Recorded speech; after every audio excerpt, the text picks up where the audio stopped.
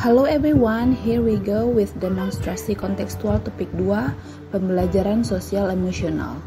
Video ini disusun oleh Imra Zeria Israhmi dan Hidayatul Fadilah.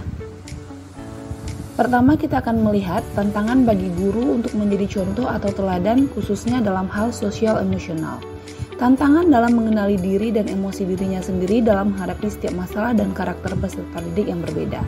Kemudian, kemampuan guru dalam merespon berbagai situasi yang diharapkan atau tidak diharapkan, dan kemampuan guru menyesuaikan diri dengan keadaan yang tidak ideal sehingga tidak mempengaruhi performa mengajar, serta image bahwa setiap tindakan guru harus benar.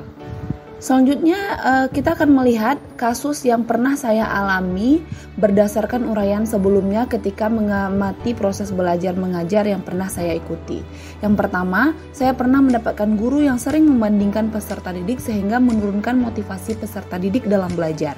Kemudian, menghadapi guru yang memiliki kata-kata kasar bahkan tidak baik seperti mengucapkan, "Gigi kamu kotor, makanya gosok gigi dong sebelum sekolah." Untuk uraian yang ketiga, kita akan melihat bagaimana sekolah bisa mendukung pembelajaran sosial emosional. Apa saja tantangan bagi sekolah? Yang pertama, sekolah dapat mengintegrasikan kompetensi sosio-emosional di dalam pembelajaran di kelas dengan pendekatan mindfulness maupun di luar lingkungan sekolah. Yang kedua, sekolah memberikan edukasi tentang pentingnya memiliki kompetensi sosio-emosional baik pada peserta didik, guru maupun orang tua. Yang ketiga, sekolah dapat menyediakan sarana dan prasarana dalam proses pembelajaran yang mengintegrasikan kompetensi sosio-emosional dan menciptakan iklim kelas dan budaya sekolah, yaitu lingkungan belajar di seluruh sekolah dan kelas mendukung pengembangan kompetensi sosial dan emosional responsif secara budaya. Selanjutnya, kita akan melihat apakah karakteristik peserta didik bisa mempengaruhi penerapan pembelajaran sosio-emosional. Tentu saja karena setiap peserta didik memiliki latar belakang yang berbeda-beda sehingga memiliki kemampuan yang berbeda pula dalam memahami dan mengekspresikan aspek sosio-emosional. Lalu, bagaimana kita menghadapi kendala tersebut? Yang pertama, bisa dilakukan dengan mengadakan tes diagnostik untuk memetakan peserta didik berdasarkan kebutuhannya. Yang kedua, guru harus memahami karakteristik peserta didik dengan baik. Dan yang ketiga, guru dapat menerapkan pembelajaran yang mengintegrasikan KSE serta berpihak kepada peserta didik dan sesuai dengan tingkat capaian peserta didik. Baik, saya akan menjelaskan analisis film Laskar Pelangi. Apa sih yang bisa dipelajari dari film tersebut yang berhubungan dengan guru sebagai agen perubahan? Baik, yang pertama yaitu guru sebagai agen perubahan sehendaknya memotivasi peserta didik dan membangun kepercayaan diri peserta didik untuk menggapai cita-cita. Seperti yang kita ketahui dalam film tersebut, guru selalu memberikan energi positif dan memberikan semangat agar peserta didik tidak mudah menyerah dan selalu bermimpi besar.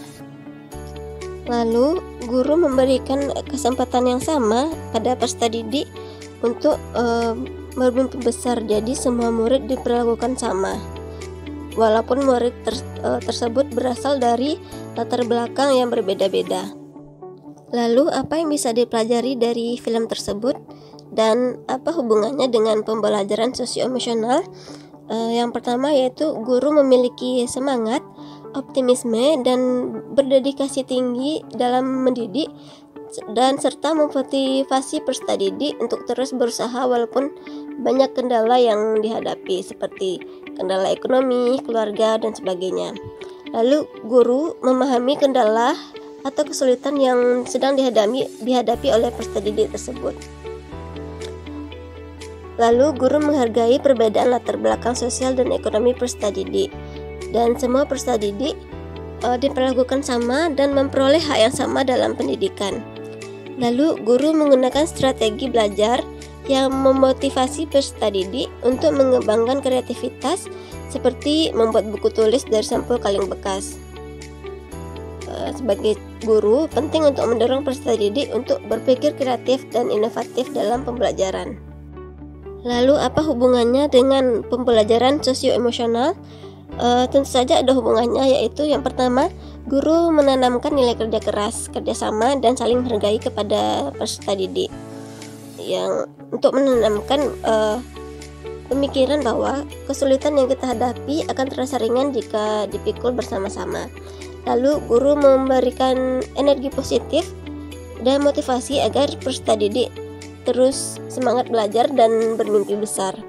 Lalu guru juga menggunakan metode yang kreatif sehingga kegiatan pembelajaran merupakan kegiatan yang menyenangkan bagi peserta didik.